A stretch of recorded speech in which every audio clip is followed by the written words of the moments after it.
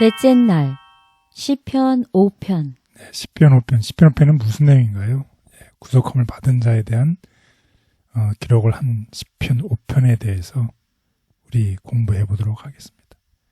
시편 5편에서는 하나님을 받아들이는 자들과 하나님을 거절하는 자들을 예리하게 대조하고 있습니다.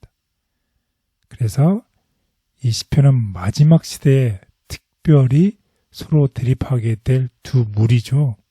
하나님은 하나님을 받아들이는 자, 또 다른 무리는 하나님을 거절하는 자.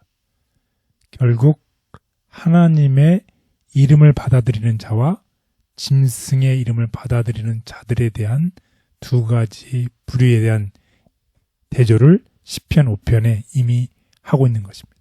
따라서 우리가 공부했지만 시편을 통해서 이미 계속이 나타난 이 내용들을 좀 더 미리 우리가 볼 수 있는 그런 내용이 되겠습니다.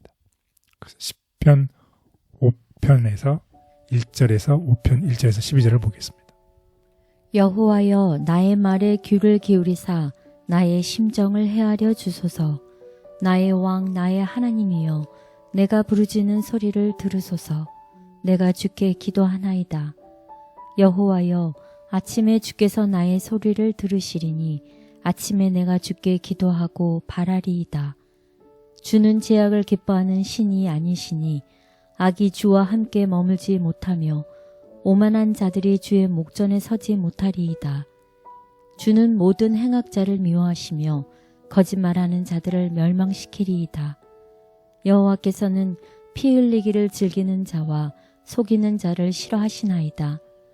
오직 나는 주의 풍성한 사람을 힘입어 주의 집에 들어가 주를 경외함으로 성전을 향하여 예배하리이다.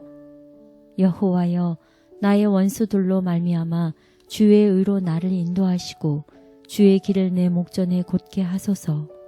그들의 입에 신실함이 없고 그들의 심중이 심히 악하며 그들의 목구멍은 열린 무덤 같고 그들의 혀로는 아첨하나이다. 하나님이여 그들을 정죄하사 자기 꾀에 빠지게 하시고 그 많은 허물로 말미암아 그들을 쫓아내소서. 그들이 주를 배역함이니이다. 그러나 주께 피하는 모든 사람은 다 기뻐하며 주의 보호로 말미암아 영원히 기뻐 외치고 주의 이름을 사랑하는 자들은 주를 즐거워하리이다. 여호와여 주는 의인에게 복을 주시고 방패로함 같이 은혜로 그를 호위하시리이다. 네, 주께 피하는 자, 또 주의 이름을 사랑하는 자, 이런 특징을 가진 이 구속받은 자들입니다. 그리고 우리가 계시록에 나와 있는 이 14만 4천의 특징이죠. 여자와 더불어 더럽히지 아니하고 순결한 자, 어린 양이 어디를 인도하든지 따라가는 자, 사람 가운데서 송양을 받아 처음 익은 열매로 하나님과 어린 양에 속한 자들, 그들의 특징은 입에 무엇이 없다, 거짓말이 없고 흠이 없는 자들이라는 것을 우리 공부를 했습니다. 따라서 우리 한번 비교를 해보면 구속받은 자들 중에서 이 짐승의 이름을 받는 자가 있고 또 하나님의 이름을 받는 자가 있죠. 그래서 짐승의 이름을 받는 자들은 첫 번째 어디에 거하지 못한다. 하나님과 함께 거하지 못한다. 네, 하나님과 시온산에 함께 거하지 못한다. 그리고 그들은 무엇을 경배한다. 짐승. 네, 짐승을 경배한다. 또 그들은 그의 입속에 무엇이 있다. 거짓말. 네, 거짓말하는 자들이라는 것입니다. 그래서 그들은 무엇을 받을 것이다. 심판. 네, 심판을 받을 것이다. 또 그들은 하나님을 찬양하는 대신에 하나님을 어떻게 한다? 모독한다. 네, 모독하는 자. 이들이 짐승을 이름을 받는 자들입니다. 이에 반해서 하나님의 이름을 받는 자, 시온산에 어린 양과 함께 선 하나님의 이름이 있는 자, 그들은 무엇에 하나님과 함께 거한다. 그리고 그들은 짐승을 경배하는 대신에 누구를 경배한다? 하나님을 경배한다. 그리고 그들의 입속에는 무엇이 없다? 거짓. 예, 거짓이 없다. 그들은 심판을 받는 대신에 무엇을 받을 것이다? 구속. 예, 그리고 하나님을 모독하는 대신에 그들은 무엇을 선포한다? 구원의 기쁨. 예, 구원의 기쁨을 선포하는 것입니다. 아멘. 그래서 제가 말씀드린 것처럼 I was lost. 나는 과거에 잃어버렸는데 now I am found. 나는 지금 예수님을 통해서 구원을 받았습니다. 그래서 구원의 기쁨을 어떻게 한다? 선포한다는 것입니다. 그래서 마지막 시대의 마지막 남은 자의 사명은 무엇을 선포하는 것이다? 하나님의 구원의 기쁨을 선포하는 자입니다. 꼭 기억하시면 좋겠습니다. 그래서 요한은 요한계시록의 이 핵심 부분에서 죄인에 불과했던 자가 이 사망, 내가 was lost, 내가 이미 죽었었잖아요. 근데 거기서 벗어나 이제 now I am found, 하나님의 임재 앞에 설 수 있는 특권이 되었다는 것이에요. 그리고 이 특권은 우리 자신들의 힘으로 주어진 것이 아니라 하나님의 은혜로 주어진 하나님의 선물이죠. 왜냐하면 하나님의 어린 양, 의로우신 인자가 그곳에 함께 시온산에 계시기 때문에 우리에게 선물로서 주어지는 것입니다.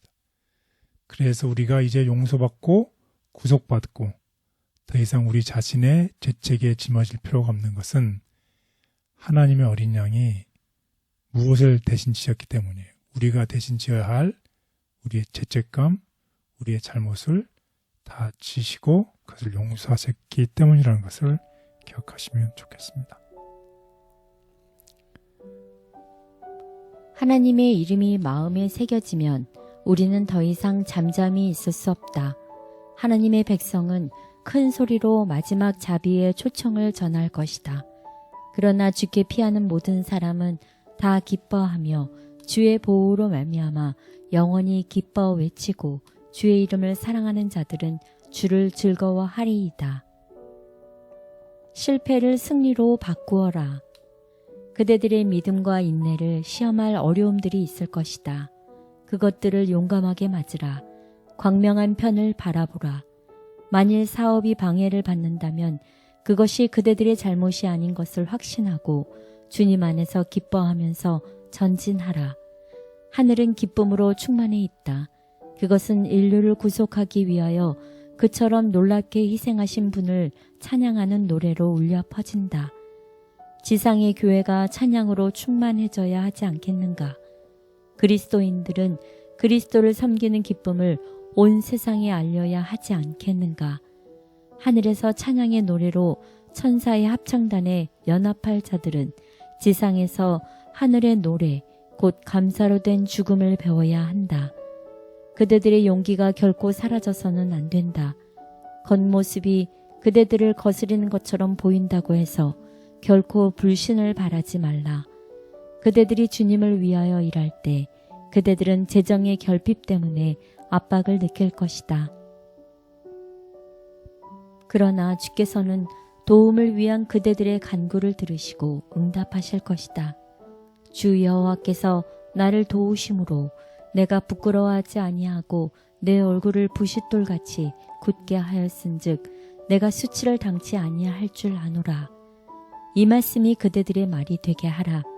만일 그대들이 실수한다면 그대들의 실패를 승리로 바꾸어라. 하나님께서 보내시는 교훈들은 잘 배우기만 하면 언제나 시의 적절한 도움을 줄 것이다. 하나님을 신뢰하라. 많이 기도하고 믿어라. 전능하신 분의 손을 신뢰하고 바라고 믿고 굳게 붙잡으면 그대들은 정복자 이상이 될 것이다. 다윗의 시는 잃는 자와 구속받은 자를 선명하게 대조한다. 시편 기자의 성품과 하나님을 경배하게 하는 특성은 요한계시록의 남은 무리에게서 동일하게 나타난다. 타락한 인류를 구원하시려 자신을 낮추심. 그들은 영광을 입으신 그리스도를 통하여 십자가에 달리신 그리스도를 볼 것이다. 광대한 우주의 무수한 세계들을 창조하시고 유지하시는 그분. 그룹과 영광의 스랍들이 즐겨 경배하는 사랑받는 하나님의 아들.